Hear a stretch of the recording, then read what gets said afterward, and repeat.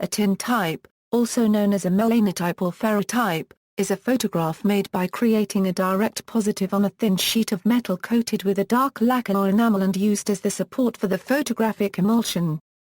Tintypes enjoyed their widest use during the 1860s and 1870s, but lesser use of the medium persisted into the early 20th century and it has been revived as a novelty in the 21st. Tintype portraits were at first usually made in a formal photographic studio, like daguerreotypes and other early types of photographs, but later they were most commonly made by photographers working in booths or the open air at fairs and carnivals, as well as by itinerant sidewalk photographers. Because the lacquered iron support was resilient and did not need drying, a tintype could be developed and fixed and handed to the customer only a few minutes after the picture had been taken. The tintype photograph saw more uses and captured a wider variety of settings and subjects than any other photographic type. It was introduced while the daguerreotype was still popular, though its primary competition would have been the ambrotype. The tintype saw the Civil War come and go, documenting the individual soldier and horrific battle scenes. It captured scenes from the Wild West, as it was easy to produce by itinerant photographers working out of covered wagons. It began losing artistic and commercial ground to higher quality album imprints on paper in the mid-1860s, yet survived for well over another 40 years, living mostly as a carnival novelty. The tintype's immediate predecessor, the ambrotype, was done by the same process of using a sheet of glass as the support. The glass was either of a dark color or provided with a black backing so that, as with a tintype, the underexposed negative image in the emulsion appeared as a positive. Tintypes were sturdy and did not require mounting in a protective hard case like ambrotypes and daguerreotypes. Technical details: there are two historic tintype processes, wet and dry. In the wet process, a collodion emulsion containing suspended silver halide crystals had to be formed on the plate just before it was exposed in the camera while still wet. Chemical treatment then reduced the crystals to microscopic particles of metallic silver in proportion to the intensity and duration of their exposure to light, resulting in a visible image. The later and more convenient dry process was similar but used a gelatin emulsion which could be applied to the plate long before use and exposed in the camera dry. In both processes, a very underexposed negative image was produced in the emulsion. Its densest areas, corresponding to the lightest parts of the subject, appeared gray by reflected light. The areas with the least amount of silver, corresponding to the darkest areas of the subject, were essentially transparent and appeared black when seen against the dark background provided by the lacquer. The image as a whole therefore appeared to be a dull-toned positive. This ability to employ underexposed images allowed shorter exposure times to be used, a great advantage in portraiture. To obtain as light-toned an image as possible, potassium cyanide, a very dangerous and powerful deadly poison, was normally employed as the photographic fixer. It was perhaps the most acutely hazardous of all the several highly toxic chemicals originally used in this and many other early photographic processes. One unusual piece of tintype equipment was a 12-lensed camera that could make a dozen 3 or 4 by 1 inch gem portraits with one exposure, developed in 1858. Portrait sizes ranged from gem size to 11 in, 14 in.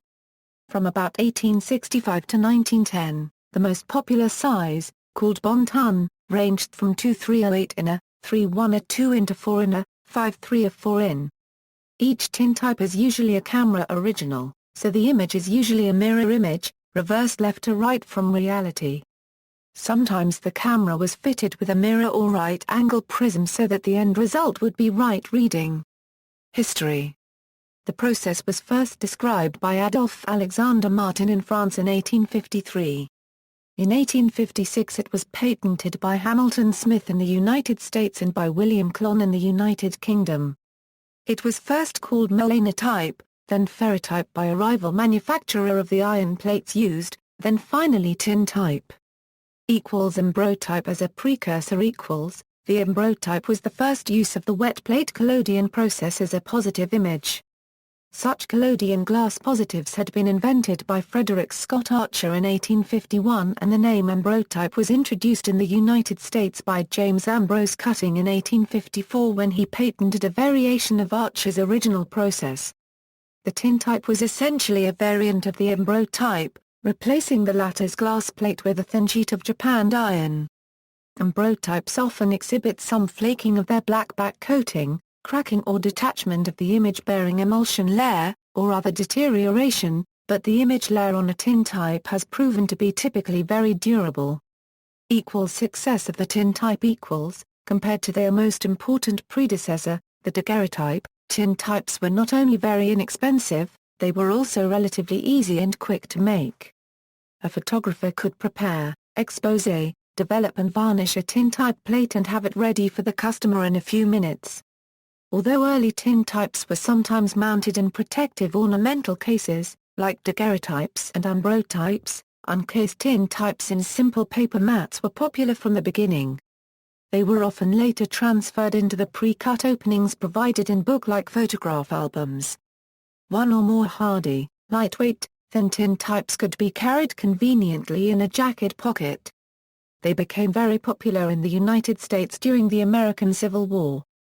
Although prints on paper soon displaced them as the most common type of photograph, the tintype process continued to enjoy considerable use throughout the 19th century and beyond, especially for casual portraiture by novelty and street photographers. Contemporary usage tintypes were taken in Afghanistan during the Afghan War by U.S. Air Force personnel, the first taken in a war zone since the Civil War. A contemporary tintype studio named Photo Booth, owned by Michael Schindler and Vince Donovan, operated on Valencia Street in San Francisco from 2012 to 2014. An estimated 3,000 portraits were taken before the studio closed. John Coffer, a featured photographer in the New York Times, travels by horse-drawn wagon creating tintypes. The contemporary photographer Victoria Will created a series of tintypes of Hollywood stars at the 2014 Sundance Film Festival, including portraits of Kristen Stewart, Willem Dafoe, Anne Hathaway, Elijah Wood, William H. Macy, and Philip Seymour Hoffman. Ferrotyping is a finishing treatment applied to glossy photographic paper to bring out its reflective properties. Newly processed, still wet photographic prints and enlargements that have been made on glossy type paper are squeegeed onto a polished metal plate called a ferrotyping plate.